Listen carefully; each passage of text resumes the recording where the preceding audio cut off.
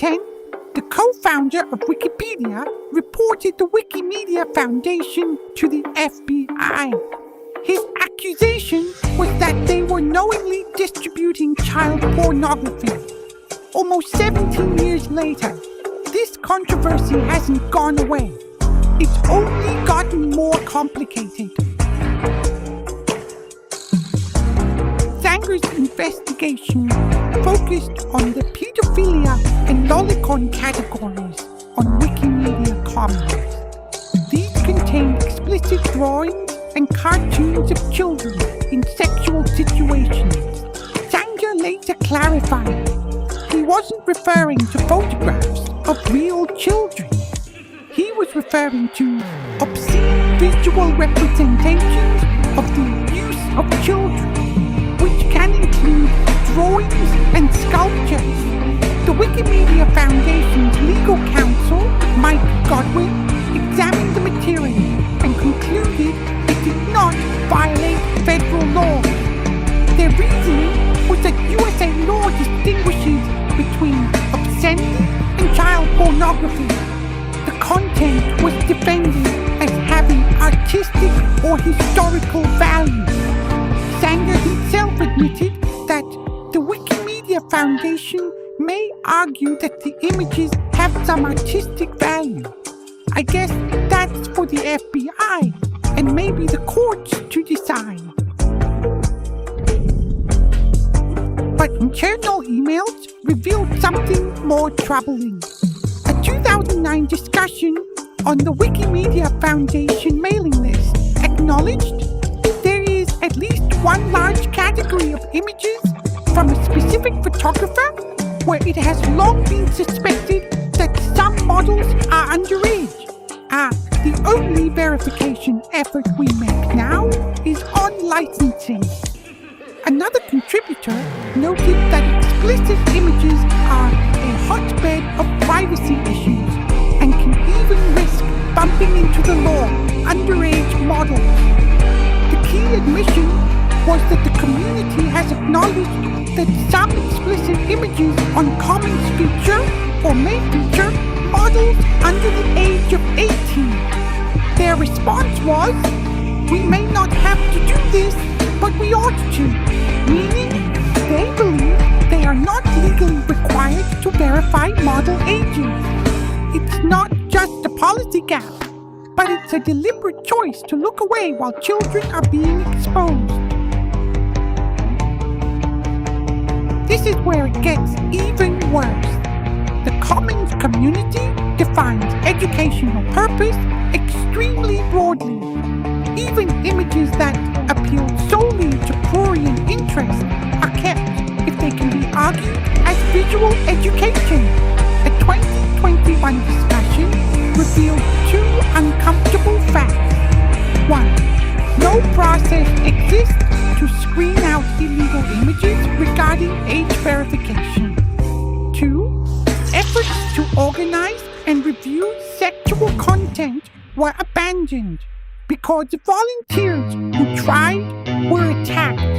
It wasn't worth the hassle. One volunteer's comment is telling.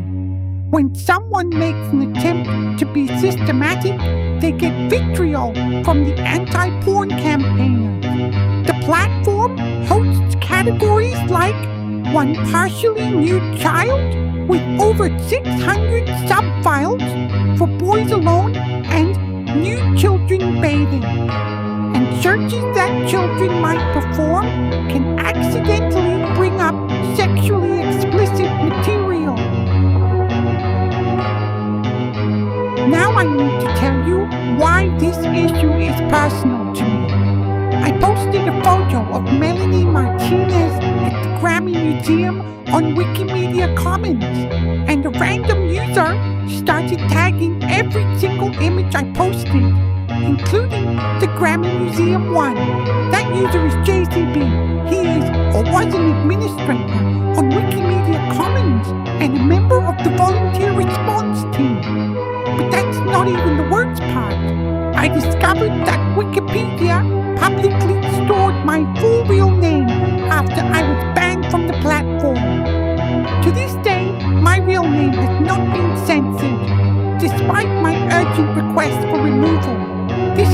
just about content policy anymore.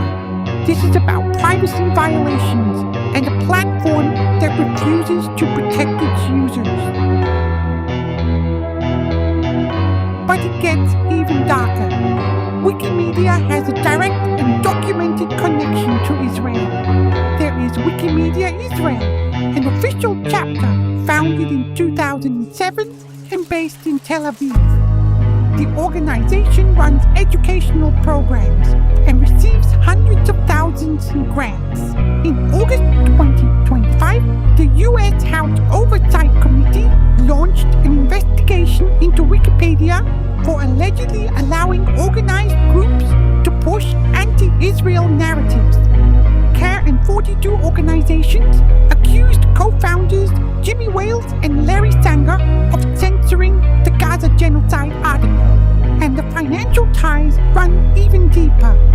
Wikimedia Israel's annual budget is around $700,000, about 75% from the Wikimedia Foundation. They run school programs, partner with Israeli institutions, and even encourage donations through wills. Wales, who visited Israel over 10 times and received a $1 million award from Tel Aviv University, personally locked the page. He argued the opening line violated neutrality and proposed a watered-down alternative, despite the UN and Human Rights Watch concluding Israel's actions amount to genocide. Wikipedia editors accused Wales of unfairly equating impartial organizations with partisan commentators. So we have a platform that hosts child nudity, refuses age verification, has an Israeli chapter, receives Israeli funding, censors genocide articles, and is being investigated by Congress. The question is, what are they really protecting, and who are they protecting it for? Now let's look at Brazil, where this gets even more concerning. The Wikimedia Commons app has a classification of livre para todos as idades, free for all ages, in Google Brazilian Play Store. This means it is officially rated as safe for children and schools. But here's the problem. Any child can simply search for terms like nude and instantly find fully naked people of all ages with absolutely no age verification required. This directly contradicts Brazil's law, the Estatuto Digital da Criança e do Adolescente, Lei Nº 121/2025. The law requires apps and websites containing nudity to implement age verification mechanisms. It was created precisely to protect minors from accidental or intentional exposure to adult content. Yet Wikimedia Commons, while classified as child-friendly, provides no warnings, no filters, no barriers. A 2022 discussion among Wikimedia volunteers openly admitted that children are consulting Wikipedia without limits, and they can find adult content easily. We don't have any advice about that, nor filters at Commons, where you can find even porn using words that were not intended for that. So the platform knows children are accessing this material, knows the search terms work, and has deliberately chosen not to implement filters. The Brazilian Wikipedia community discussed PL 2028, acknowledging that Commons has the pornographic film Debbie Does Dallas in the public domain. This could cause the platform to be considered an adult site under the law. But their conclusion was, the law doesn't apply to us because we're not a social network. Still, the site wasn't banned from Brazil, even though it is against its laws. So here's my honest take. I believe Wikimedia Commons is deliberately exploiting legal loopholes in USA law. They hide behind labels like educational and artistic value to host images of naked children and teenagers. images that have no legitimate educational purpose for the vast majority of users, the evidence is clear. 1. The platform admits there's no process to verify the age of models in explicit photos.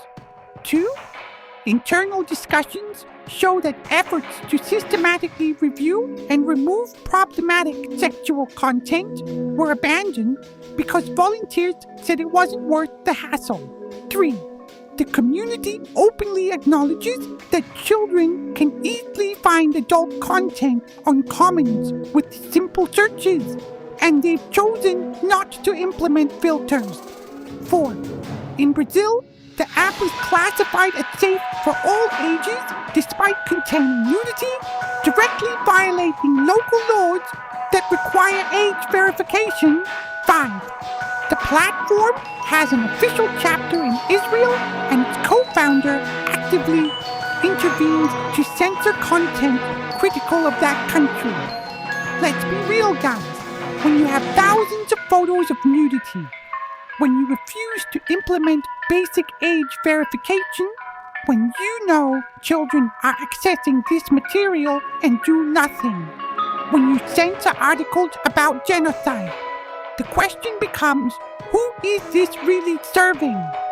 I believe there are people on that platform, and perhaps within its leadership, who are using this educational smokescreen for a darker purpose. They know exactly what they're doing.